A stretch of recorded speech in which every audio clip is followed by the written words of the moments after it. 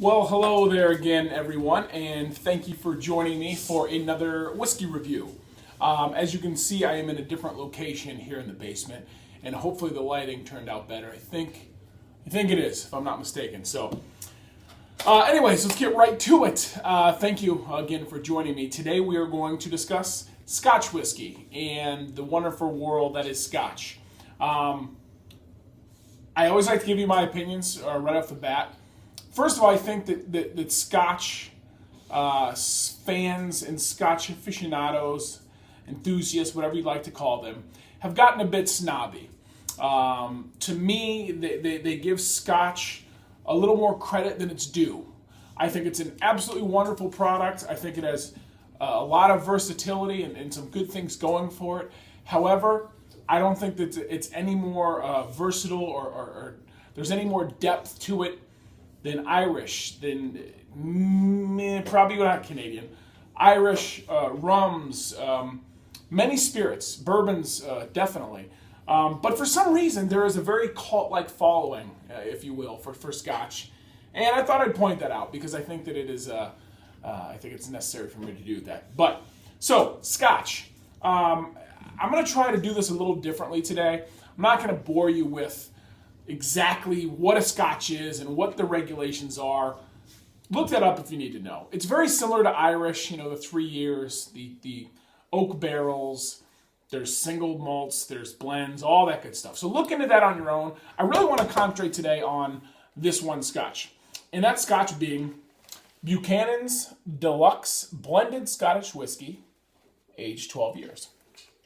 As we always do, like to talk about packaging. I think it's a really nice, if you can see that, it's a real kind of like a hunter green color with like a lime green deluxe with a nice little red, wax looking stamp.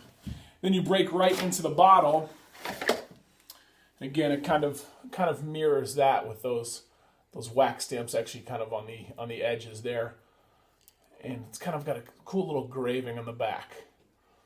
So this is a 12-year blended aged Scotch, and from what I understand by reading some reviews, it's a little tricky to open at times.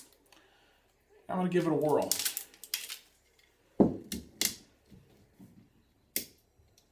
You know what?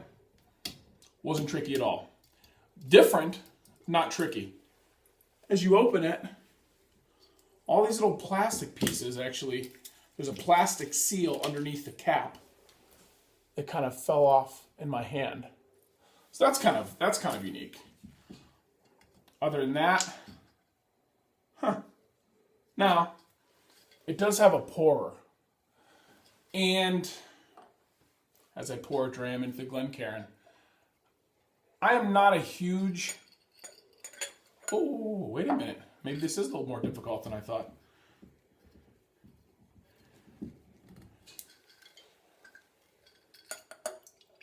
Oh, there she comes. That's a little bit weird. As you can see, it took me a few kind of shakes to kind of get it coming out of there. That is a little weird, I guess. Personally,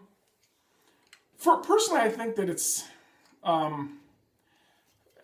when a spirit has a pourer like that, it kind of, they say not to judge a book by a cover, but like I said, we all do to some extent.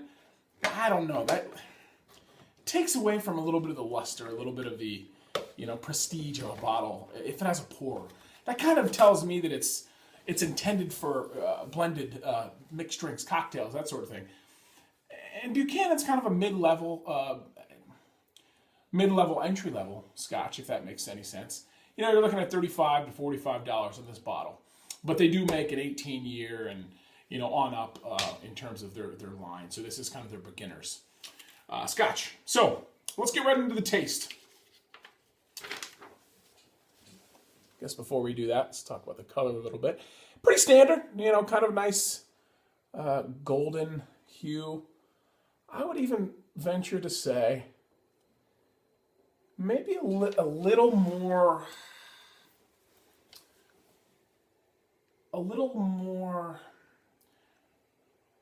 shall we say, yellow. Opposed to golden or amber. A little more of a that apple juice look that I've mentioned before in other reviews. Okay. Legs, kind of medium legs. So far, pretty standard. On the nose, just what you're going to get in a Scotch. So just to give you a quick Scotch 101. So Scotch is like cognac is to brandy, like bourbon is to whiskey. It's just a specified type of a larger category, which is, in this case, whiskey. It's a whiskey made in Scotland with some different specific methods, which makes it a Scotch.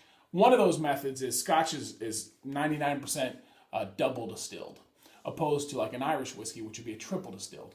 So it has a bit more of, shall we say, a bite, a little bit more edge, a little bit rougher around the edges. And I think that's what some people claim gives it a little bit more of a personality. And I'm getting peatiness, I'm getting smokiness. I'm getting green apple. A lot of green apple. Lemon zest. Orange peel. You know, some very common elements that you'll get in whiskeys.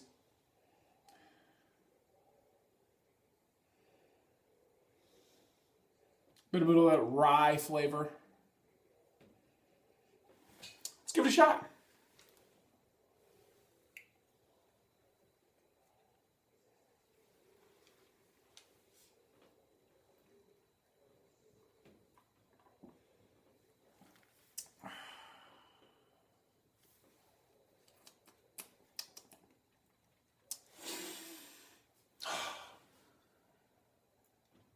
It finishes much drier than I anticipated. I get that, you know, when you take a big sip of like cranberry juice, kind of getting that drying flavor on my tongue, drying sensation, I should say. Campfire.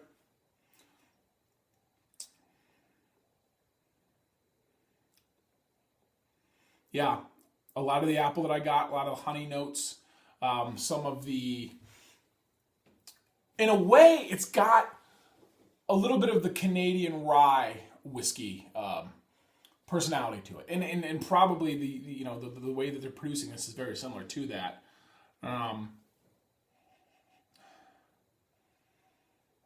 Tons of fruit in here.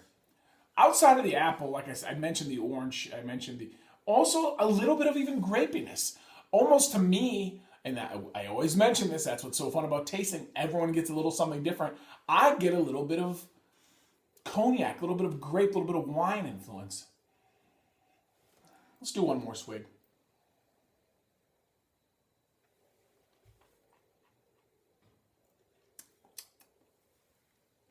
You know what? I think it's a beautiful entry-level Scotch. I have Glenlivet, Chivas Regals. You know, I've kind of all the entry-level Scotches in my collection here, and we'll review most of those at some point. I think Buchanan's a really nice place to start. One little fun fact, because guys, you know me, it would be asking too much for me not to throw a little fun fact at you. So James Buchanan was the founder of the company. Not that James Buchanan, but this James Buchanan was actually born in Canada.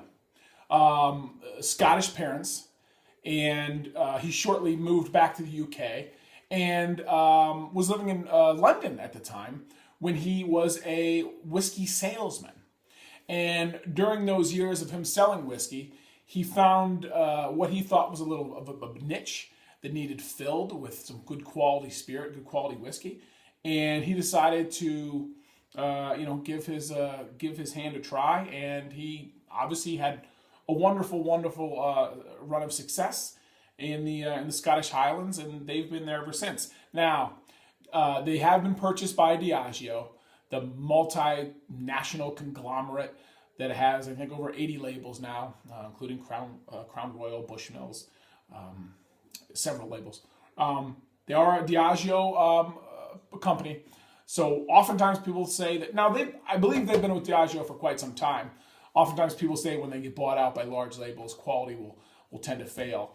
I don't think that that's necessarily the case in Buchanan's. From what I've understood, they've stayed pretty true to the recipe. So, and another thing about Buchanan is, for whatever reason, there's my dog in the background, by the way. There's a very nice following in the Latin American community. Brazil, Argentina are huge fans of this, as is Colombia and Venezuela, as well as Mexico. And I know I have a Dominican friend in Miami, and it's really big with him and his buddies. So for whatever reason, I truly don't know how that started. It's big down there. But anyways, I had to leave you with something. So anyways, Buchanan's 12 years, blended Scotch whiskey. Very nice, very fruity, very appley, very dry. Very nice, I would say, introduction to Scotch whiskey. And I will give it, I'll give a solid 7 out of 10. And value-wise, I'd give it an 8 out of 10. So, guys, do me a favor. Subscribe down below. If you like what you're seeing, I'll be happy to knock some more out. If you have any feedback about the lighting situation, hopefully that was a bit better, let me know. Also, if you have suggestions, things you want me to try, if I don't have it at the bar, maybe I'll run out and grab a bottle. If you want to send me a bottle, and I'd be happy to review that for you as well. But until next time, guys, thanks again, and glasses up.